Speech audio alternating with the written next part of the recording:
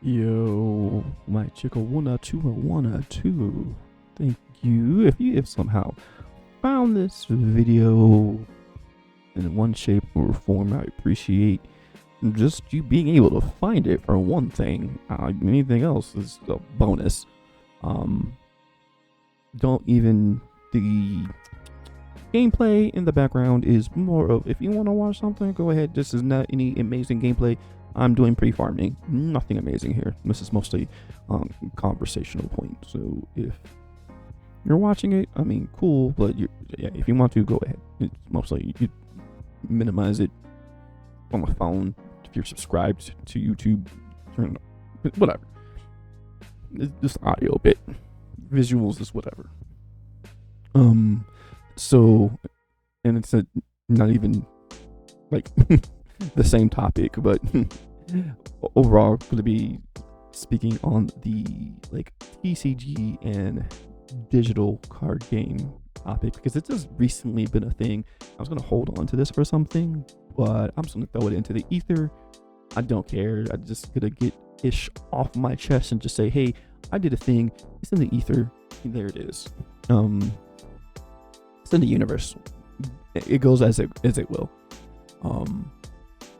This came about recently because I actually just started just mindlessly, like just off, like I'm bored at work. So I like downloaded Pokemon Pocket just to play it for a bit and whatever. And then, started getting some free packs. I was able to get like a decent deck with minimum investment. I think I like did the premium pass for it or whatever, just to unlock some extra goodies. Nothing breaking, but a couple decks. Went to go look online, see what's popular, what's popping, how other people are playing, and etc. Then YouTube just floods me with all the Pokemon Pocket content. But a topic kept coming up while listening to like different individuals.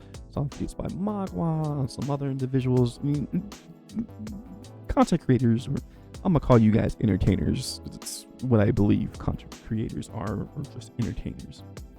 That's my humble opinion. You are entertainers in some way, shape, or form. If your job is to keep continuously making content, you're an entertainer.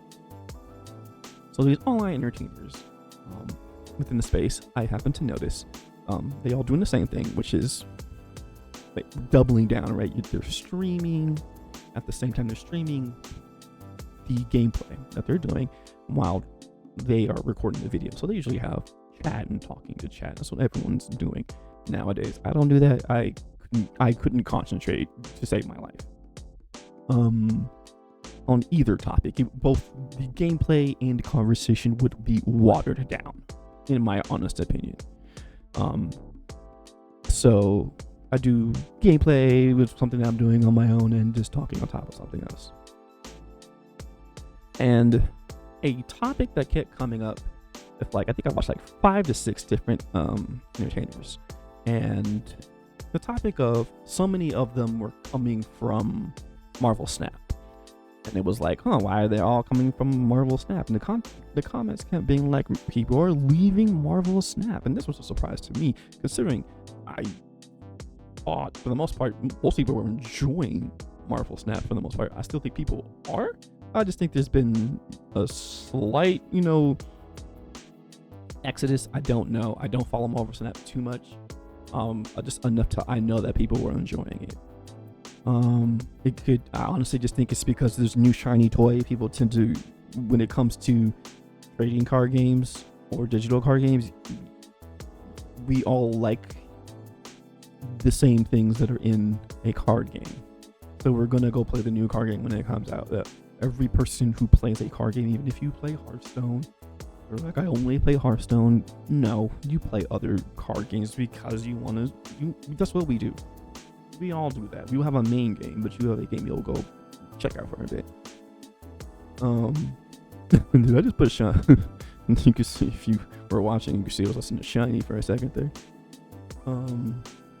Can't play that because I probably get copyrighted hella fast. But so we had that happen, and apparently people were leaving Marvel Snap. I was like, this is another card game that I keep hearing this about, at least from a digital aspect of it. And then I was also playing Legends of Runeterra for the like PvE Path of Champions that they had. And then lo and behold, like a couple days after I started playing it, Riot is like, and now we are going to be releasing a physical card game of our own, which is crazy to me that is happening. This is the maybe second to maybe third. I'm going to say second. There might be a third, but this might be the second digital card game that then somehow then gets transformed into a physical card game. Shadowverse did this not too long ago, and now we have Legends of Runeterra. There's probably more. I wouldn't be surprised if there is. And I found that to be extremely interesting, considering that Legends of Runeterra also pretty much lost its PvP base as well.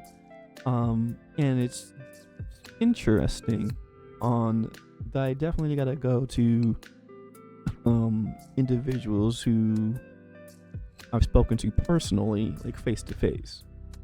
Only individuals who have ever heard me say this, that I was hella wrong. And I think a lot of other people were wrong too. In that we believed, or specifically, just let me not speak for more than just myself, but believed that digital card games were by and far superior to physical card games because of the reach that a digital card game gave you. It is not easy in the day and age to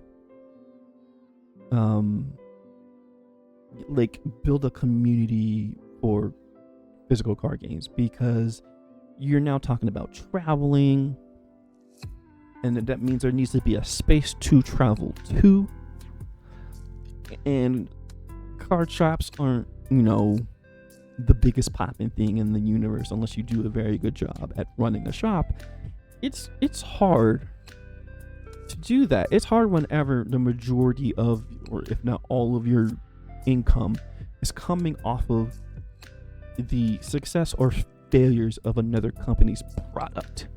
Like, most people nowadays shops are probably struggling or trying to figure out if they're going to continue doing anything with Yu-Gi-Oh, because Konami is just somehow making things harder for shops in some kind of way. I've heard this for years now, that it is like Yu-Gi-Oh is just so difficult, not just to get into, but to like be a store that has Yu-Gi-Oh cards, and it's like primarily Yu-Gi-Oh is like getting harder and harder for some reason.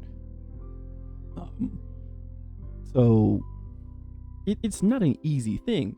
So I was like, well, digital space doesn't require that, and things like what we hate as people who play physical card games or the TCGs is like needing a card needing to be tested or not tested, and it be game breaking, and then all of a sudden is banned, wasted your money, or needs to be errated, all that stuff. No one likes that in a TCG.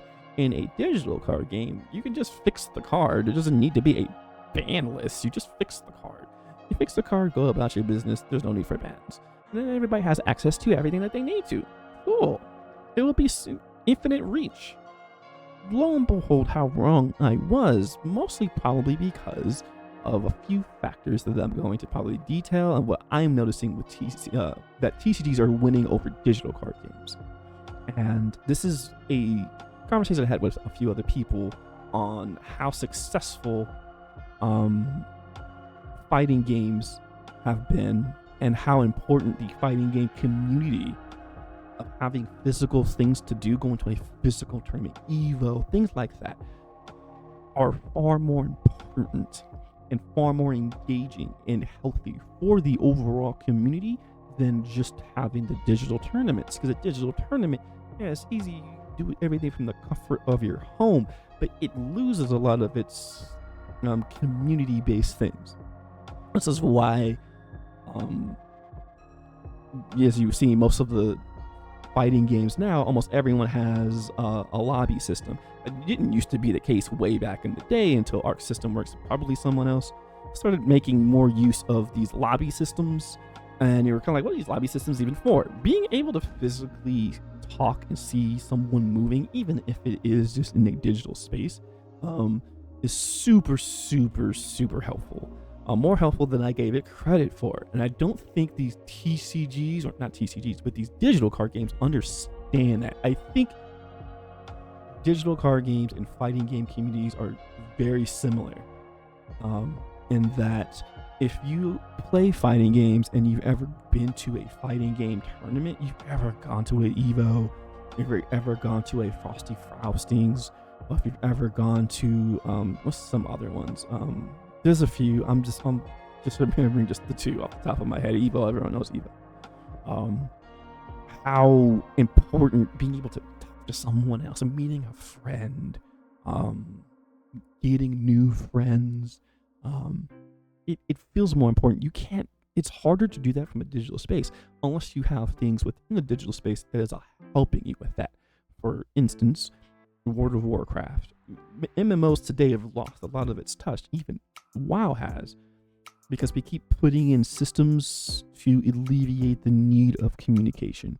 Way back in early Classic, when you needed to get in chat, find a city somewhere in chat, and be in a city to find people, and talk to people.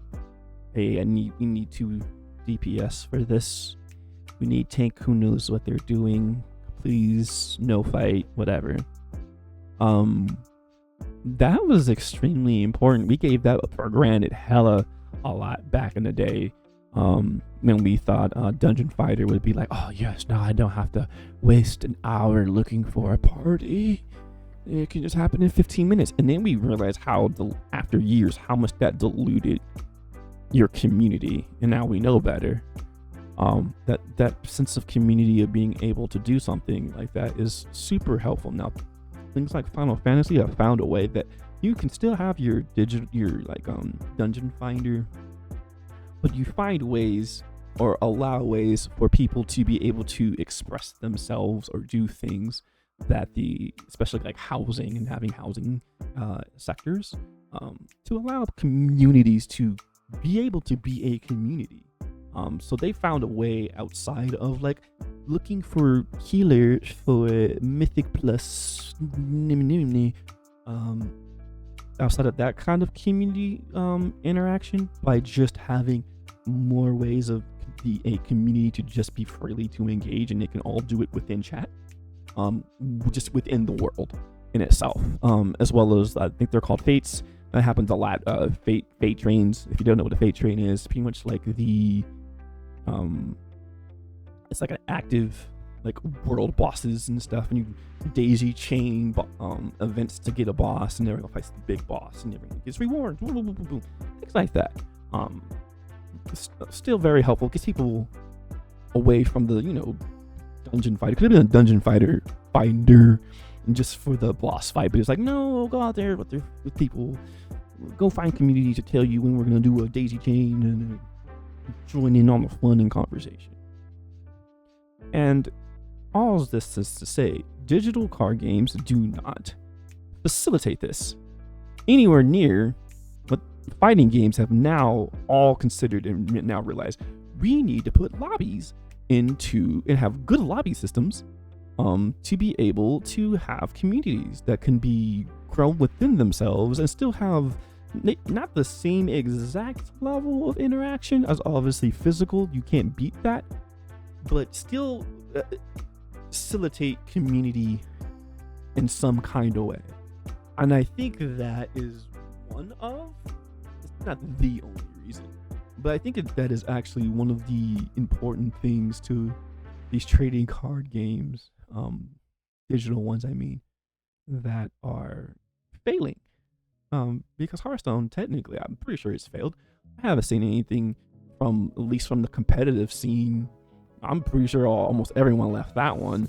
I know everyone left Legends of Runeterra, and now I'm hearing Marvel Snap is like losing interest, at least from a common folk. It's like it keeps happening, so it's a trend, for sure. And we're talking like I'm pretty sure Shadowverse is in the same boat too. And we keep seeing these digital card games kind of start to fail, even though they all have different philosophies. Hearthstone and like things like Hearthstone and Shadowverse, generic DCG in a digital world. You buy packs. Packs have ratios. There's generally like a breaking point where like after a certain amount of pulls, you will get like everything you need. This is true for digital card games as well. So you had systems like that.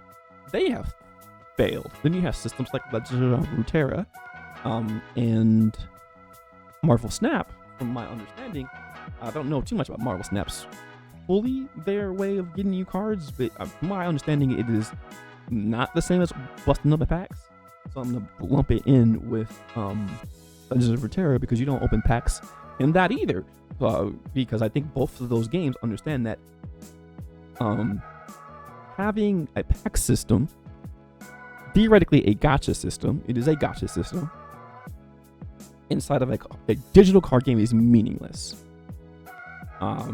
There is no reason for it. For physical copies, physical card games, at least when you were ripping packs open, let's say you're looking for a specific deck and you just start popping stuff open. Now, you might not get the cards that you might want in a box. You might be missing some, but you might get some cards someone else might want, or you might get a super rarity, and you might not care. You might not be a collector. And if you're not a collector, then you could probably sell that on the market to get something to trade or whatever to get what you want. That secondary market for the packs is very, very important. When you are a digital card game, you do not have a secondary market. I don't even know if you can even legally be able to have a secondary market. If there's a way to do that in a card game and it be okay, but I'm pretty sure to this day, stuff like, what is it called?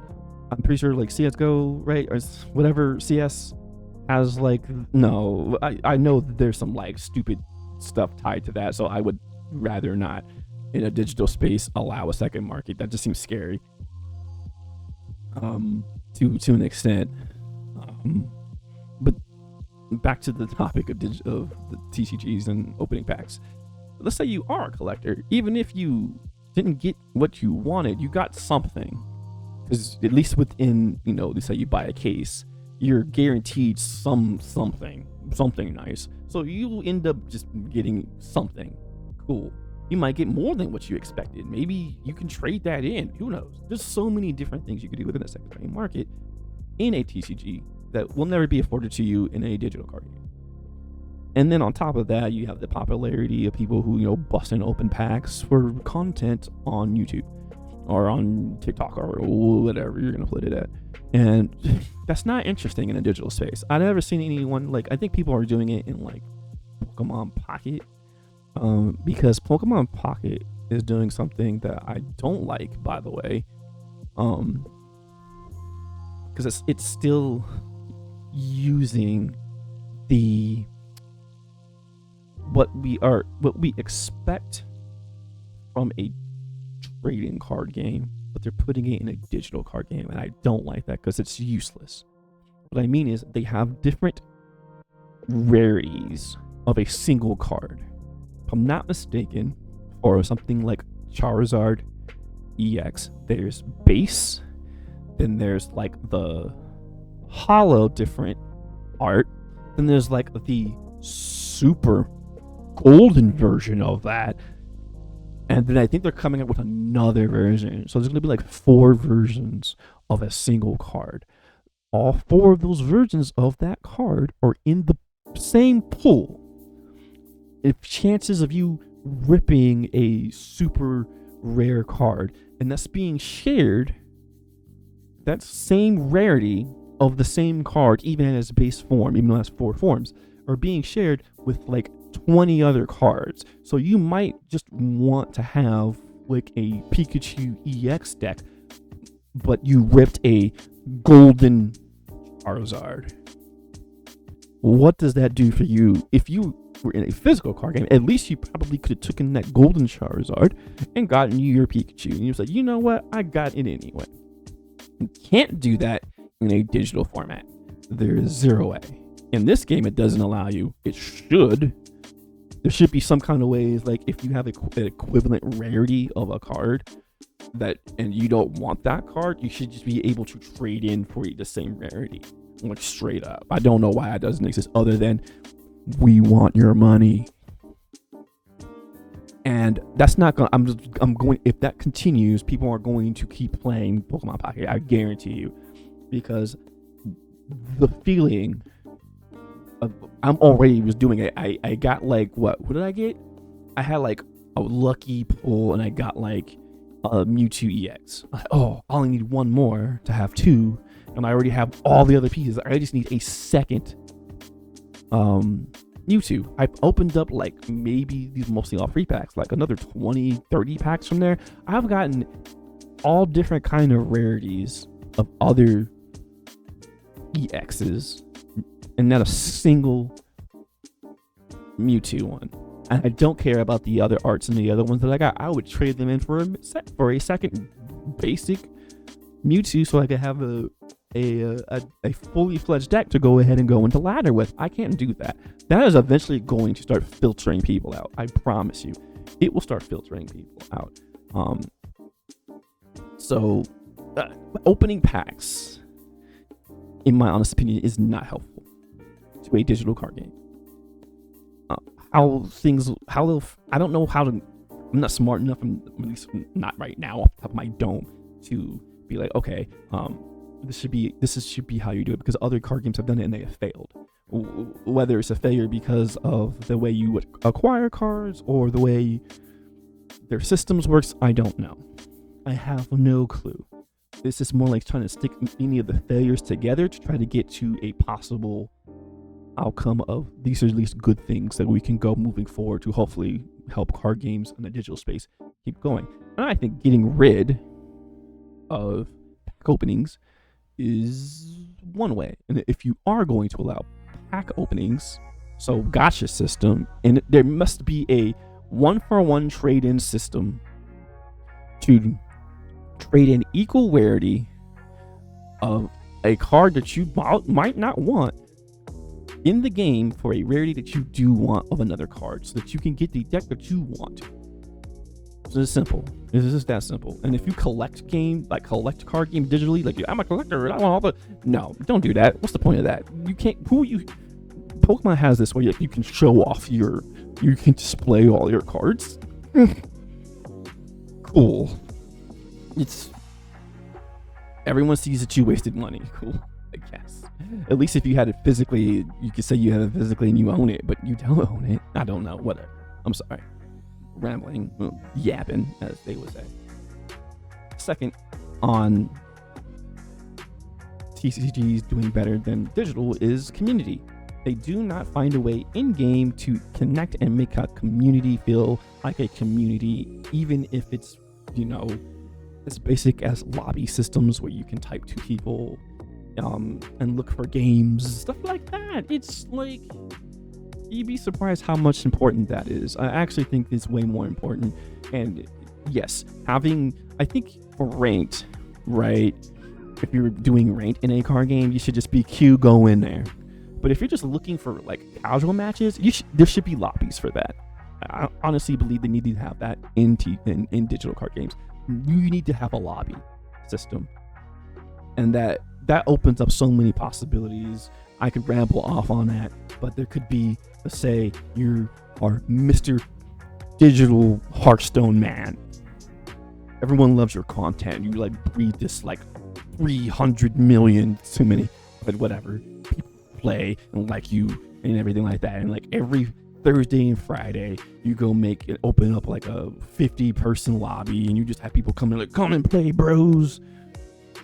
Like we're looking for silvers only. Gotta come in here, you put things like you have to rank silver or so like casuals can play or whatever, or fun stuff that you can't do in any digital card game, but you can do in a TCG. When you just go to your local shop and you just play the dudes, you play the sisters, play the bros, and you're fucking around, you're dicking around. No one's playing for keeps. No one's trying to sweat. It's not always about the sweats, right? So, second thing that needs to probably need to be implemented into these games. And then digital card games do not take advantage of the fact that you are a digital card game. You can do way more than a TCG can do. For example, I know Final Fantasy isn't one of the more popular card games, but they do have this mode. I'm pretty sure either Magic did it or does do it. I know Commander, but then I don't know Commander. Yeah. Where you get to buy this box and it's like a boss box. In the boss box, you pretty much have like a boss deck with cards that might be similar to like the standard cards, but they're like boosted, and like your characters are boosted, and like you can play versus 1, 2, 3, or 4 players to fight the big boss, right? This is stuff that digital card games can do effortlessly. You know how you have like, I don't remember the game, I think it's like Daylight something, right, where you have the 4 like teenagers trying to fight against the big bad boss, Oogie Boogie Boogie Woogie, right? Card games can do that easily. That'll be hella fun for people to do. You jump into queue just for like shits and giggles. Doesn't need to be ranked. Just do it. How long am I going on for? Man, I gotta close this up soon. 26 minutes is too long, bro. But yeah, actually, yeah, I'll just close it out because that's pretty much it, right? That digital card games have so many ways of interacting and creating experiences that physically you cannot do, with the limitations of obviously travel and where you live. But they don't do any of the things to then forge those communities around that. And you need to be able to tap into that if you want your digital card game to thrive. Now, something like Pokemon will continue to thrive to some extent because there is already a physical card game. So it's like they're more than likely banking on while people are in the local shop doing stuff, right? That you're just like, well, while I'm waiting for my match, I'm gonna sit here and pull a couple of things from your Pokemon pocket.